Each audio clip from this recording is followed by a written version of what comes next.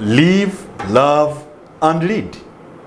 Live exemplarily, love authentically, and lead relationally.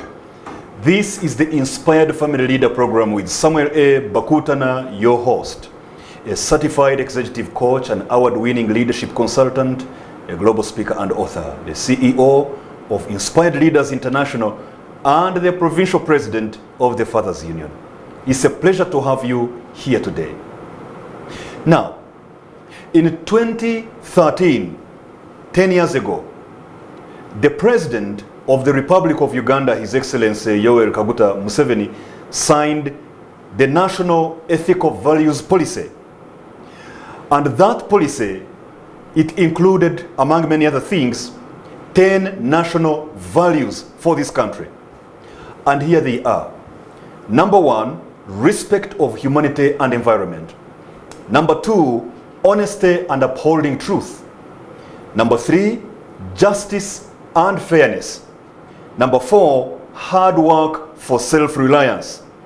Number 5, integrity and moral uprightness. Number 6, creativity and innovativeness. Number 7, social responsibility. Number 8, social harmony. Number 9, national unity. And number 10, national consciousness and patriotism. These were supposed to be serious ethical and moral guidelines for the whole of this country. Fast forward 10 years later, 4 days ago at Kororo grounds, we had an interesting conversation there. There was the second National Parliamentary Conference on Ethics and Morality. This was organized by the Parliamentary Forum on Ethics and Integrity. And the theme or the focus of the conversation was an assessment of the moral and ethical foundations of the Ugandan society. The keynote speaker was the Professor Ezra Suruma, who happens to be the Chancellor of Makerere University, who is one of the senior presidential advisors on matters of the economy and economic issues. And he has been leading in a number of other places, heading the Prime Minister's delivery unit, the Republic of Uganda, worked at Bank of Uganda, to mention about a few. I would like you to know that today we are with him in studio to talk about a related issue. And our focus today is tackling Uganda's moral crisis. Professor Ezra Suruma, Sabiti, you're very welcome. Thank you very much. How are you doing? Very well, thank you.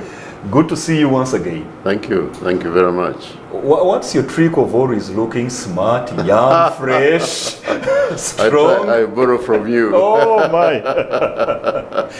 When you hear a bishop tell the lay reader that he borrows from the lay reader, that lay reader should be careful.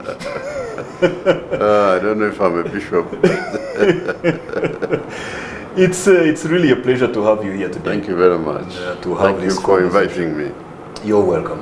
Yes. Would you like to go right ahead and introduce yourself to our viewers and say hi to them? Thank you very much. Good evening, viewers. It's a pleasure to be here this evening. I'm not sure I'm the candidate for the topic that Mr. Bakutana has talked about, but I'm happy to have a conversation because morality and integrity and ethics affect us all individually, as families, as communities, and as a nation, and as institutions. It's like the petrol that enables a vehicle to move, or the oil without which the engine cannot work. Mm-hmm. So it's very important that we all have an interest, because we are all affected significantly by the moral values and issues of the country. Without a doubt, indeed. Yes. So talking about morality, in a simple layman's language, what would you say morality is, briefly? It's what society considers to be right and wrong.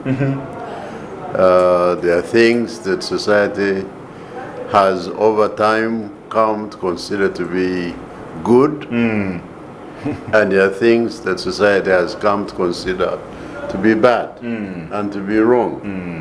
And every member of society, when they are growing up in the family, are taught this is the right thing to do. Yes. This is not the right thing to do. And this is how we become human, in my opinion. That's what makes us human. That's what makes us human. We know what is right, what is wrong, but equally important, or perhaps more important, it's how we relate to each other. Yes. And to one another. How does a child behave in relation to other children? How does a child behave in relation to the mother? Yeah. How does a child behave in relation to the father? And how do you behave in relation to your neighbors? How do you relate in relation to visitors? So wherever we are, insofar as we live in society, how do we relate to each other becomes very, very important. And if a child is brought up in the wrong way, or is not taught the right behavior, they become a misfit. They do. They fail. You find them dying at a very early age because they have not learned the fundamentals of human existence, of human behavior, of human conduct. Yes. So that's how important it is. Yeah. It's just as you have a way that the car runs, for example, and you make sure you respect the manufacturer's directions on how to run the car. You don't say, no, I don't like this. You don't say, for me, I will drive it while looking backwards. I will put the hands on the steering wheel and look backwards. You will not manage. You will fail. Because you are not following the right rules, the right way of driving the car. And I think I'm going ahead of myself now here because in many ways. we also have a creator. Yes. Who have made us, and we are expected to behave in a certain way. Yeah. And when we don't know what the rules are, we fail. We make the vehicle crash. The vehicle will crash and knock. Yeah, then we are stuck. There are two things I am hearing here, especially in line with what was in my mind as you were sharing this. You've talked about society, what society considers to be right or wrong, but you've also talked about the creator. So you're bringing in the society, you're bringing in the creator. And I wanted to ask, when you talk of what is considered to be right or wrong, to be the definition of morality in simple terms, who or what determines what is right or wrong? By implication, you've already somehow talked about something general called society. And then also you've talked about the creator.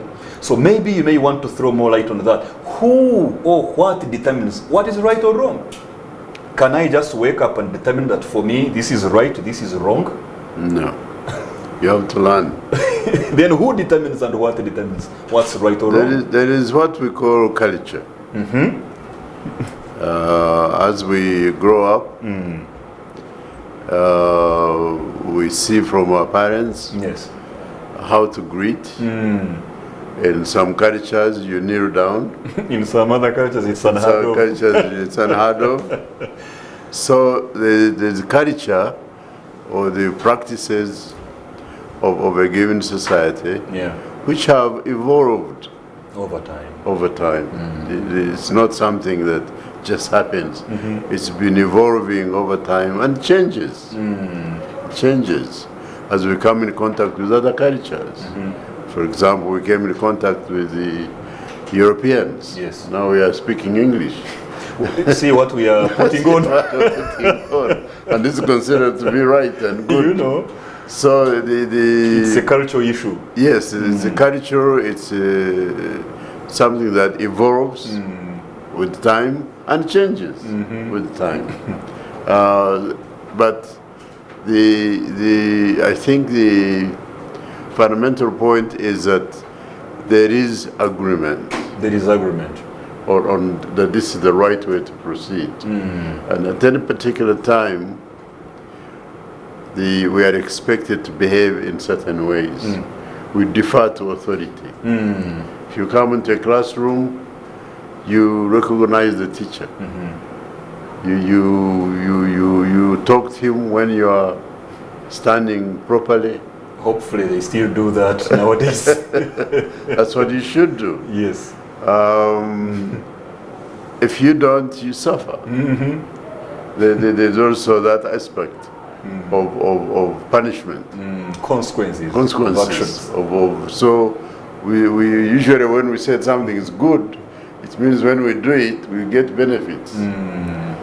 But something is bad because when we do it, we suffer. Yes, or someone else suffers, even if it's not us who have done it, but someone suffers in the process. Yeah, I believe that we evolve culture in such a way that overall the population, all the population benefits. Everyone benefits. We give and take. Of course, when we are still children, the natural instinct is to take and take. It's all about us. Get and forget. Get and forget. While God is, He gives and forgives. And yes, so it's a role of the parents to teach us that we have to share with our brothers. It's not all about me. The food is for sharing. The whole family shares. It's not for you alone. Yeah. And so in these very simple ways, we learn some basic fundamentals of humanity. They really, as you're explaining, they really sound basic, but you keep wondering why they are not followed. For example, talking about the fact that you don't eat alone. If you're a child in the home, they say, hey, you have to share. But look at how adults behave when they are on that line and it is on the self-service thing. Then that's when you realize the basic is not as basic as we thought. So you were highlighting culture as something that determines the morals of a community. Yes. I want to believe that there could also be maybe, do you think religion could also be put under the culture of the people, or that could stand alone? Or even the legal systems that tell us, if you do it this way, we take you to prison. If you do it this way, you are in good books with the law. If we take the case of the Israelites, Yes. the descendants of Jacob, when they come out of captivity in Egypt, Moses is having a hard time managing them. And he is in touch with God, and God gives him rules, which the Israelites have to obey. The Ten Commandments. The Ten Commandments. Mount Sinai. And they have to memorize them. They have to put them on their heart. They have to wear them on their hand. They have to be part of them. They are inculcated into them as fundamentals of their existence. Moses says these are not just words, they are your life. They are your life. Your life and your future and your destiny. Yes, it's not just words. So in a similar way, because today our religions are coming from this culture of the Israelites, my view is, and God told Abraham that he would bless the nations through him. So we have learned some of this culture. Yes. We have learned the commandments. We have learned that we should love others, love God and love others. And this is fundamental. Even in our culture, love, of course, is there.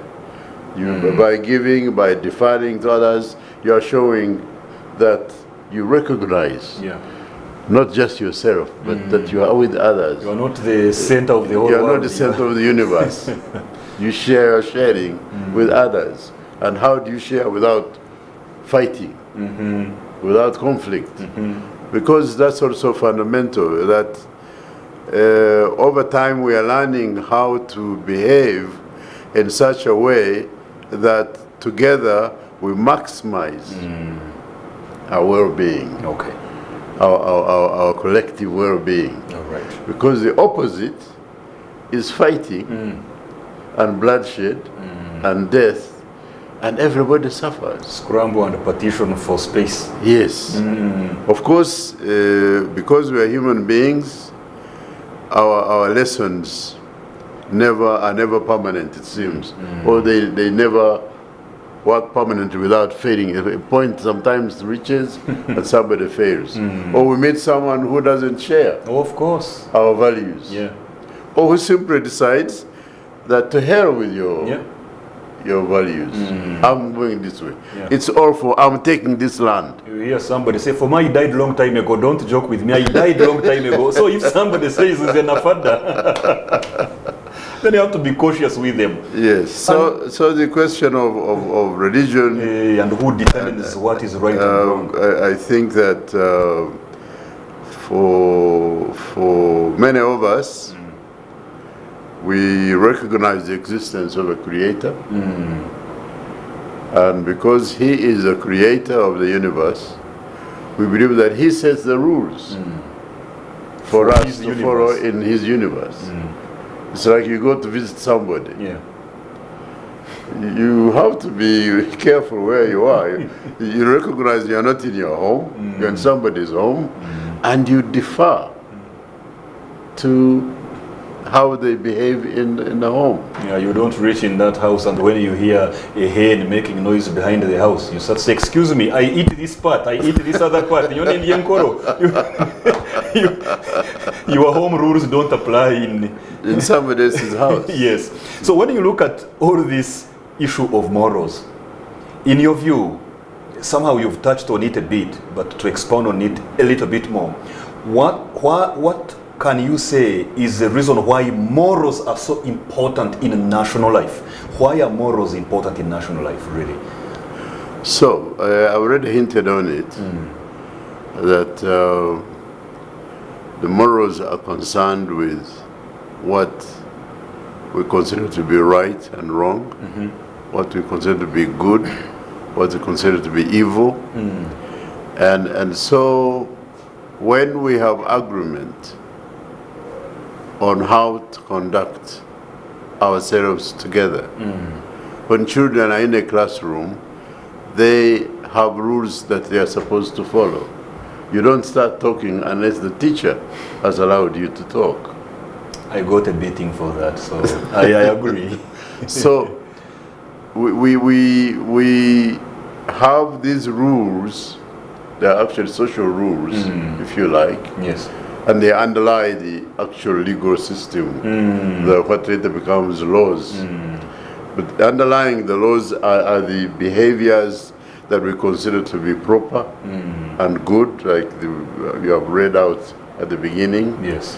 So these underlying principles are supposed to help us to live peacefully and to prosper. Yes. And to be peaceful.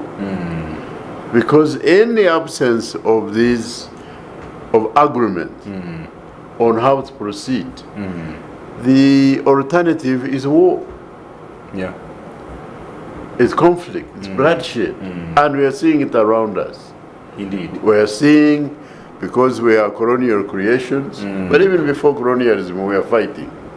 Because we are neighbors, the Banyoro, the Baganda, they are fighting. Yes. It was happening in Europe, they are fighting, killing each other throughout the ages. There was even a crisis between Jipira and Labong, between Kakama and Keiru.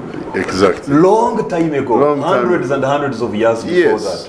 Throughout history, we have conflict as a part of human society. But at least consider within the family. Ideally, we would wish to live peaceably together. Yeah. But as we know, even in the Bible, this is not the case. And one of my favorite examples is that of Jacob and his brother Esau. They fight. Yeah. Jacob has to run away because his brother is swearing that he's going to kill him because he took his birthright. And he goes into exile for 20 years. the modern version is I'm going to kill him because he has gotten me out of parliament. That was my position. That's the modern day equivalent.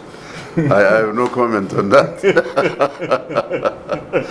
But I'm just giving an example of the fact that even within the family, even from the beginning of the biblical times, you have family. Of course, we know Cain and Abel, the first family.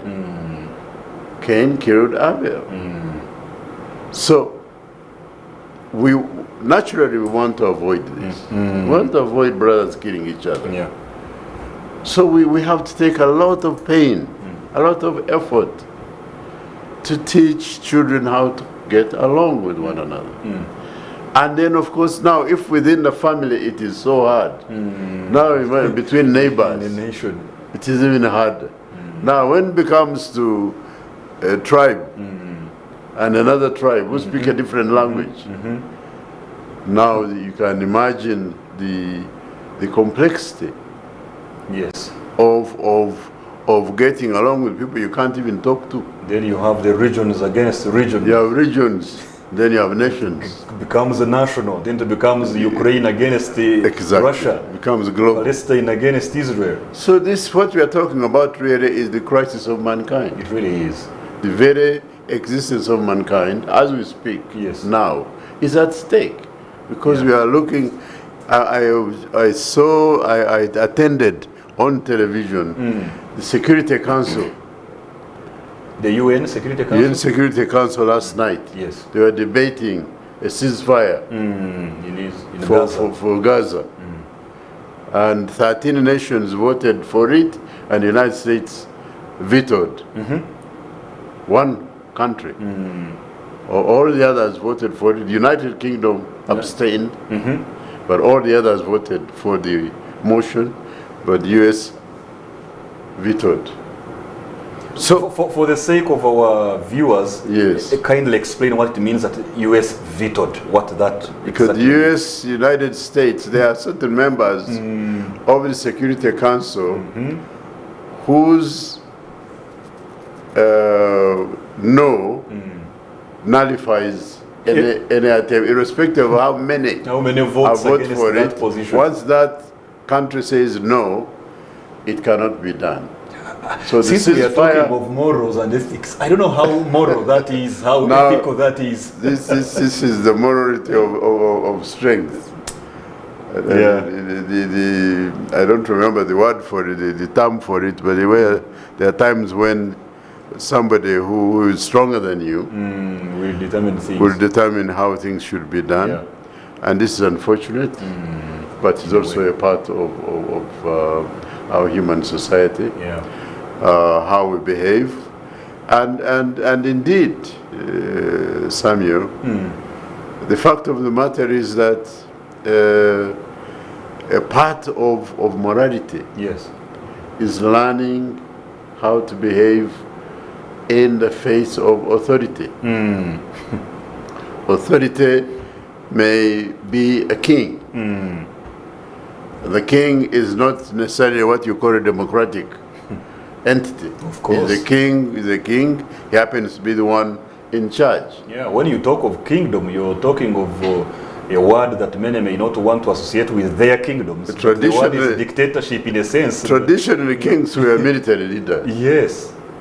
They were military men, they led by force. Not voted for. No, forget about voting. So, if now, morality, a part of morality is being taught that when the king says go, you go. You go. When he says stand, you stand. And when you don't, you die. And when he says jump, just say how high. Or just jump. So, of course, we have in our history the case of the Uganda martyrs, who through external influence, we are taught that there was another authority that comes from beyond the human power, beyond the powers of the king. And the king said, "Is that so?" So, okay, if you believe, if you are with me, come. If you are not with me or with this other power, you go that side. You're traitors. And those were banned in Namgongo. So you can see a part of culture is actually concerned with survival. We are learning things that we must do so that we may survive. It's not necessarily about our comfort. You may have to do things that you wouldn't like to do. Yeah. Or is the way that if you are, for example, a wife, the way the things you're supposed to do are different from the way a man, what a man is supposed to do. There is a lot of debate around that. There's a lot of debate, but maybe I will not get into it. Dangerous territory.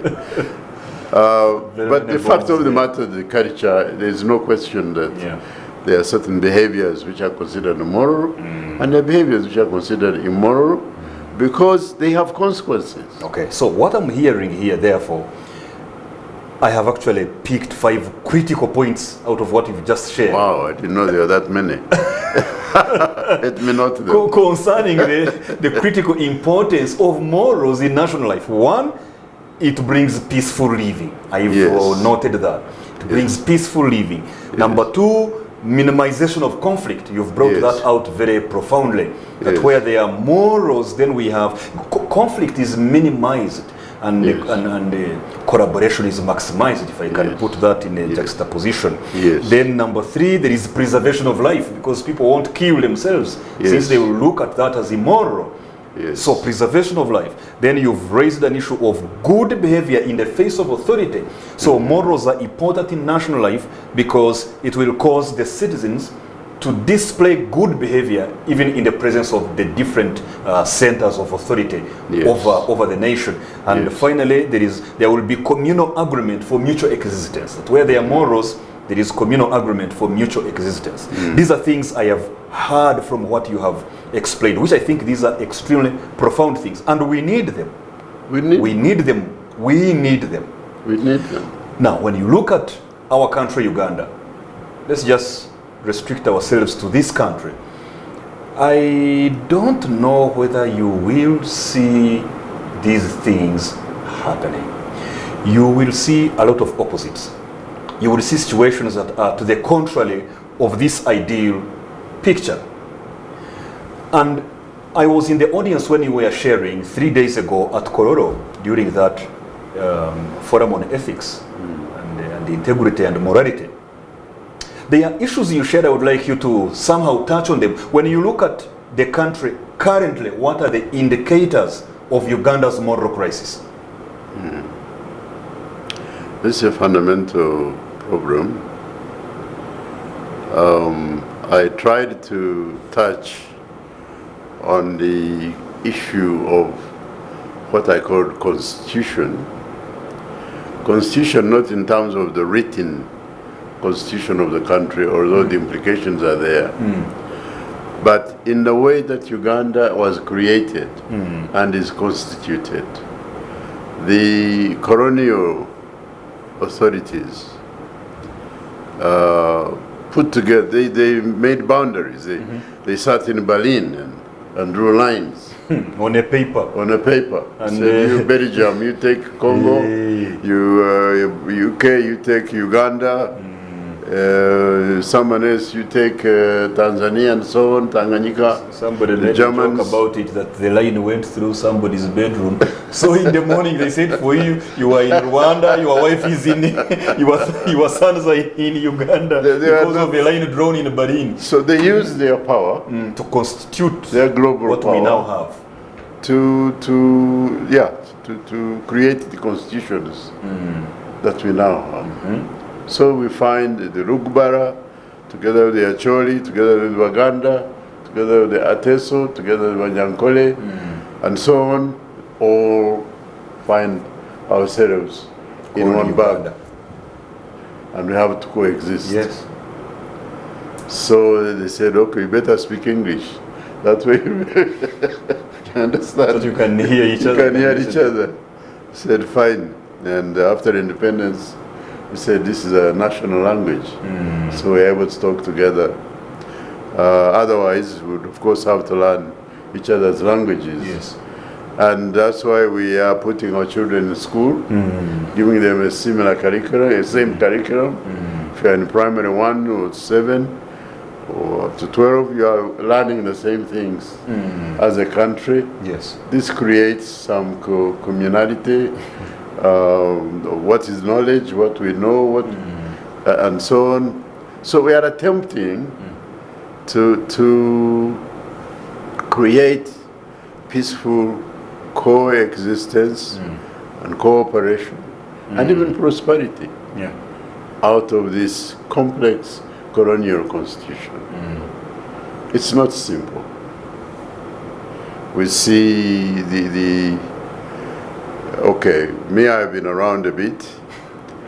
In the 1960s, after independence, there was the case of what was called the Lost Counties. Yeah, Uganda, Bugangaizi. Bugangaizi. And it was put in the constitution that a referendum would be held to determine whether they should go back to Bunyoro or they should stay in Buganda. And an attempt was made by Buganda to stop this, but Obote went ahead and used his power, and the elections were held, and these lost, so-called, we call the lost counties, were put back to Bunyoro, but Buganda was not happy. Of course. So this is an example of how this constitution, the complexities, the difficulties of this constitution. So we are attempting to live together. I'm just giving an example of a crisis. Of course, the indicators of moral crisis. Yes, during the 60s, of course, before independence, Buganda had attempted to actually leave Uganda and become independent separately. They said, yeah, in the agreement, Uganda agreement, they are not part of Uganda. They have their own agreement with Britain. At the end of it, they should constitute themselves separately. Yes. The British said no. And so the issue of federation for Uganda was a very, very serious matter, especially during the 60s. Very, very serious. They wanted federation, they wanted federal, they wanted to have their own power. Even within Uganda, but they wanted to have more power of taxation, for example. But it was a very, very difficult matter.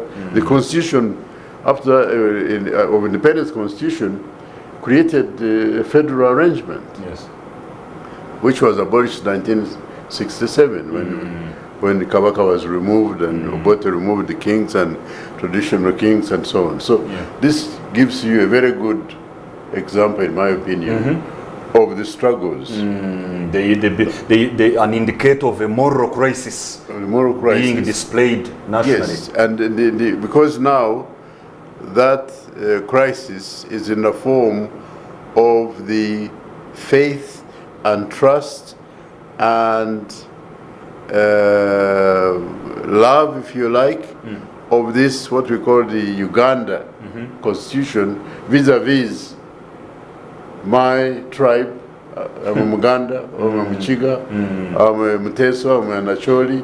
I would prefer to not to have to live with all these others and say, what have I got to do with these people anyway? Why don't they leave me alone? And many Africans are, of course, struggling with this problem. Of course. And you can see what's happening in Sudan and southern Sudan. And now even in northern Sudan. So in other words, when we look at the tribal hatred and the conflicts that are happening, that is indicating a moral crisis. That's indicating a moral crisis, because now we are saying we have been put together in this nation called Uganda. But what is putting us together? Is it love or is it force? It is law. It is a law. But this can, if you have a law which does not have a moral foundation, will it work? There will be compliance without cooperation. Is that possible? I'll leave that to you. That's a complex English. So, this is a crisis. Could it be the one that is now affecting and bringing all these other challenges now, crisis in areas of finance and financial management, areas of sexuality? Could this be at the base of all these other aspects of moral crisis? You see, I think fundamentally what we are talking about, Samuel, is we are talking about human relationships. Yes. I've told you that Jacob had conflict with his brother, which led his brother Jacob running away into exile for 20 years. So it was not a different tribe. They're twin brothers. So in other words, sometimes we accuse these what should I call them? Let me just call them factors, you know, yes, like yes. tribes and whatnot, yes. when the real issue is the heart. The heart of the matter is the matter of the heart. And it's very important that we come to the heart of the matter. Which is the matter of the heart. Which is the matter of the heart. Because if we don't, we'll make many mistakes. Yes. I would say, oh, I hate him because of his color. Yes. Really? But there are other people of the same color like him, but you love them. Maybe I love them. So it's not about the color. It's not about the color. It's something is confusing us. Because if I can be in conflict with my own brother, to the extent of even killing him, then you don't tell me that, you know, my disagreement with somebody from Lango or from Lugubara is because of their color. There is something more fundamental that we need to be solved. Within Uganda itself, there will be murders. Yes. They will not be done by outsiders. They will be done by Baganda themselves. Within Bachiga, there will be murderers and thieves. You get me? Within each of these tribes and religions, you have conflict. You have fighting. So fundamentally, in my view, although this is not to deny the fact that you have tribal conflicts or religious conflicts. Yes. These are obviously there. But in my view, the issue of ethics and morality can be a key to solving them. How? We are saying, love your neighbor. Yes. I can love you and respect you even though you are not my brother. I can even love you more than my brother. So true. In fact, your own brother can be quite a pain in the Your back. brother can be quite a pain. So you can find that love can go across borders. It can go across tribes. It can go across religions. It can go across colors. So there are within the human race opportunities for fighting this ethnicity, so we are forces of division and forces of unity. And we have to, I think the challenge we face is how do we, in the struggle, because in Christianity it's quite simple. We have good and we have evil. And the two are always at war with each other. Yes. So we are, even within me myself, there is an internal civil war. I'm struggling to abstain from doing evil. There is an attack on me, the temptation to do what is evil, and I'm fighting, struggling to stop myself from committing it. So if within myself I'm fighting, when it becomes two of us or three or four, you can see how difficult the struggle is. So I don't want to underestimate the problem we are facing, but I believe that we can say that the principle of love,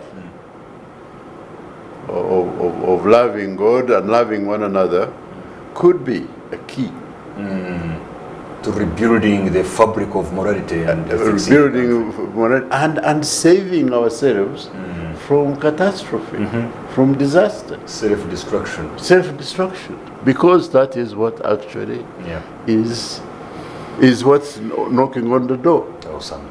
And we only have to look around us to see what is happening around us and even within us. Okay. That this struggle is serious. Those of us who would wish to see love conquer hate, we have to work ever harder. We have to work without sleeping, preaching the principles. How can we love one another? How can we learn to sacrifice for one another? How can we... Instead of sacrificing one another, we sacrifice for one another. There's one statement that St. Paul makes in his letter to the Ephesians, chapter 4.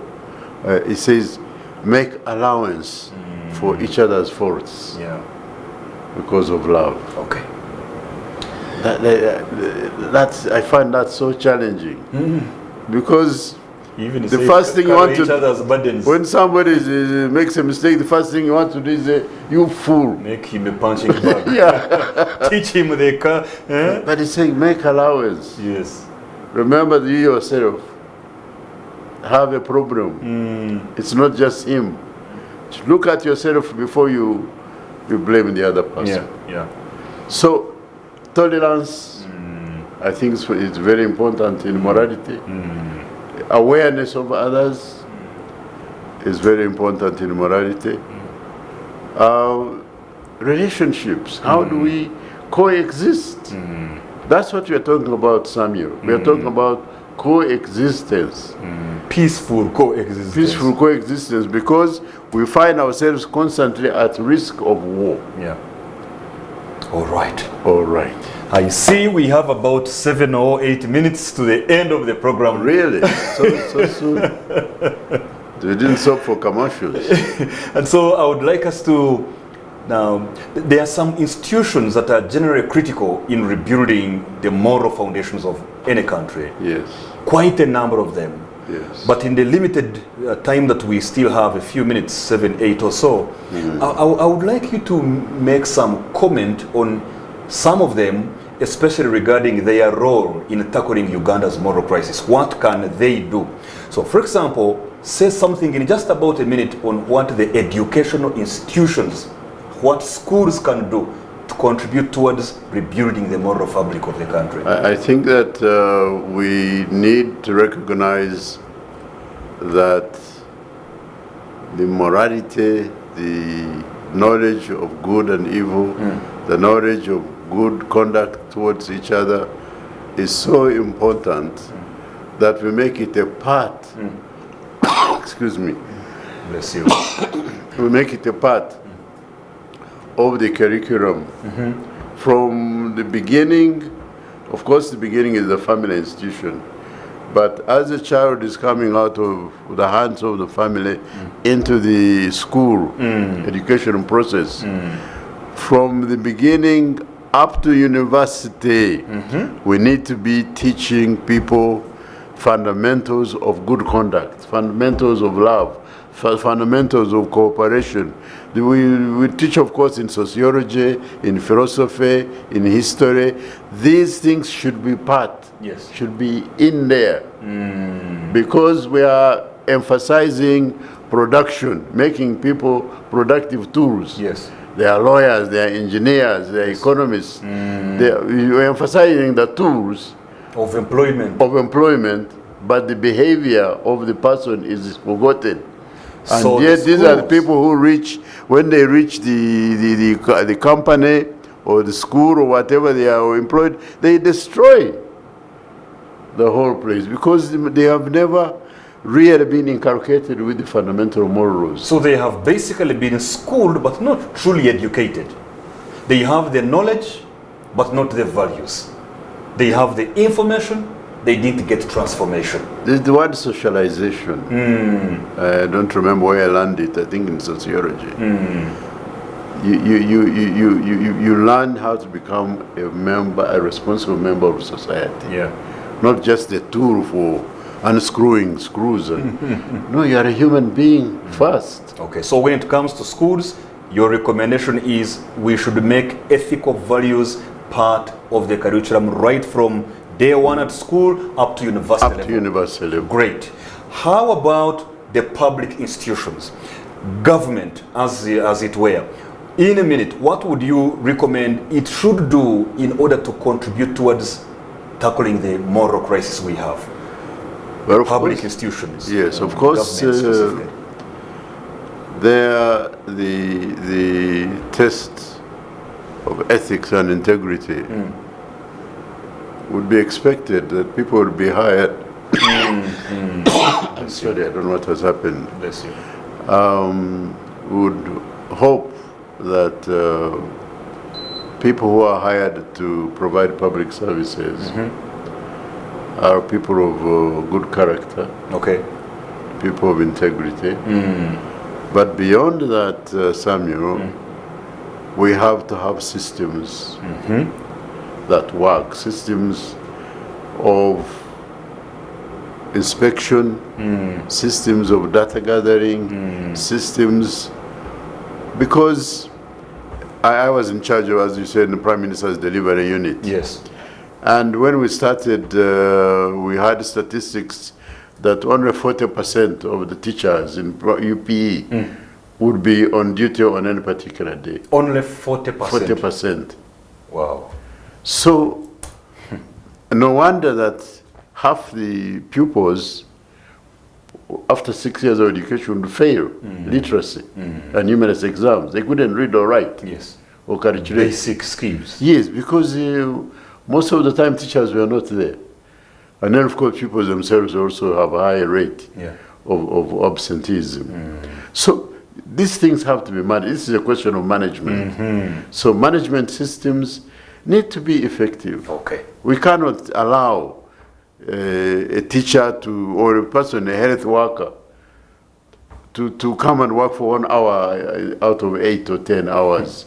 And patients are sitting all over the place, and there's no one to look after them. I hear That's a question of systems, management systems. So government should establish systems that work, effective management systems based on that data. are operated with integrity. Yes, and based on data. Awesome.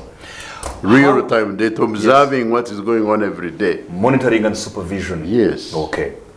How about the friends we talked about, those who tell us about God?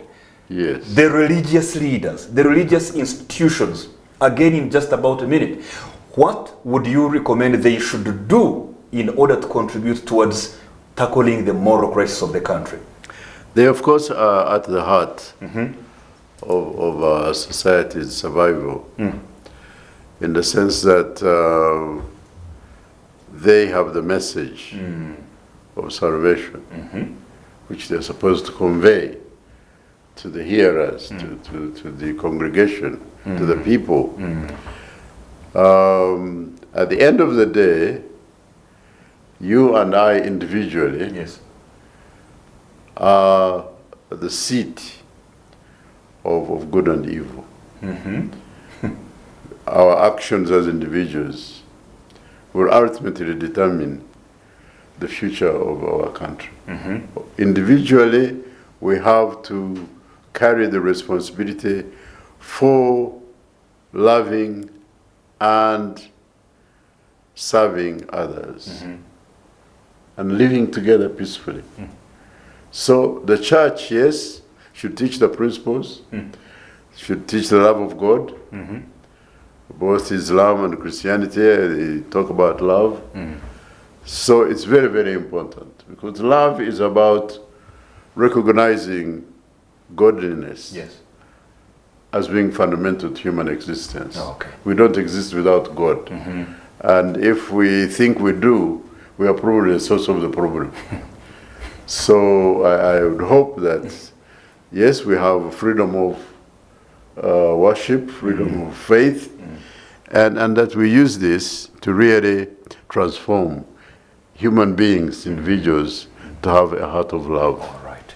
So religious leaders preach the real message of salvation, teach principles of love and godliness. Yes. How about the private sector institutions? We've talked about the public institutions, the government. We've looked at the educational institutions. We've looked at the religious institutions. How about the private sector institutions? Briefly, in a minute, for them, what could be their role in resuscitating this the moral lungs, so to speak, of this country?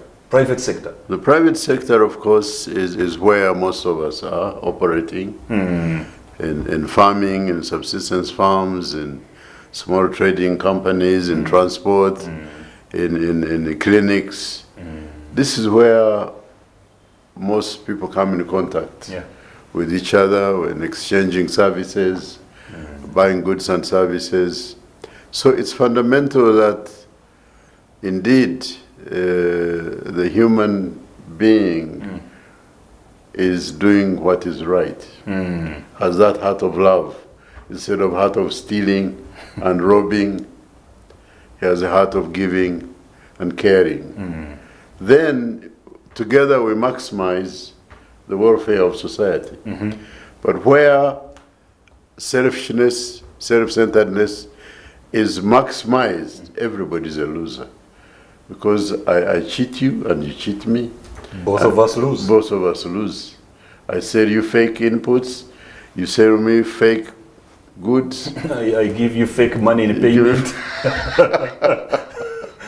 So for us, we pray that we would do in our institutions, this educational system, the religious system, that they are all contributing, creating, and of course the family institution, that they are all contributing to creating an individual human being who is loving, who cares for others, rather than one who is a robber and a murderer. So the private sector should do what is right and have a heart of giving and caring. The human beings there, and of course government should have systems for making sure that laws are observed. Because love alone, unfortunately, is not enough. In this foreign world. It's not, in the foreign world, it's not enough. We need the law and the enforcement of the law to reinforce the good behaviors. Yes. And finally, the family. The family. Where it all begins from and ends. Yeah. In half a minute, what can we go and do as family people, especially, if you don't mind, focus on the man, the head of the family. What should the man do to contribute towards resuscitating the moral lungs of this country going forward? I would expect that the man would be an example in action, because the children don't just hear what you say, they see what you do. So we need to be leaders by example. We are the first example that children see. My biggest concern is the family that has children have no parents. Especially during the 90s, when HIV, we lost many parents. Children are growing up without parents. Who are now in their 20s and 30s. I'm worried about how have been they molded, if at all. If I have never been shown love, how do I show love? So I'm concerned that we may have to think about this and see whether we can reclaim. It will be very hard. In my language, it's akato kagwanda kachirikato. You bend a plant when it's still soft and young. When it's already big and rigid, it breaks. So we have, but the children, they are the future. And they have to grow in this atmosphere of love and caring and discipline. If that atmosphere is not there, most likely the future is not there. Yes. Very sad, but true. Yeah. I hear you. Wow. Our viewers, it's been the Inspired Family Leader program, and we've been talking about tackling Uganda's moral crisis. As you have heard, when we talk about morals, we are talking about a sense of what is right or wrong. We have realized that that is determined by the society, by the culture, by religion, by laws, and so on and so forth. And we have realized that these morals are critical because they will enable us to have peaceful living, to minimize conflict, to preserve life, to have good behavior even in the face of authority, and have communal agreement on how we can coexist together as a people. So when you look around and you see the kind of moral crisis we have, then you realize that the real heart of the matter is the matter of the heart. So going forward, schools, please make sure you teach ethics and values and integrity and mutual coexistence right from nursery school to the end of the system at the university. For the government, please make sure you establish the key management systems that will be operated with integrity. As for you religious leaders, please preach the message of salvation that teaches principles of love and godliness. For you and I who could be in the private sector, the work is cut out for us. We have to do what is right and have a heart of giving and caring. And if you are, like me, a family man, finally, the issue is to live by example before these young people in our homes, so that they can emulate us as they grow up, so that the path we are charting for them will be leading them to growing up into responsible citizens that will not be stealing money, public funds, that will not be throwing empty bottles of mineral water in the middle of the road, waiting for someone else to pick, that they won't be fighting to be the first ones to move forward with their cars at the junction, that there will be discipline in the country. It is more than possible. May there be a spirit of coexistence. May there be an awareness of one another. May there be tolerance, and may love conquer hate. Amen. Live, love, and lead. Amen. Men, who are you? What do you seek to achieve in your personal life?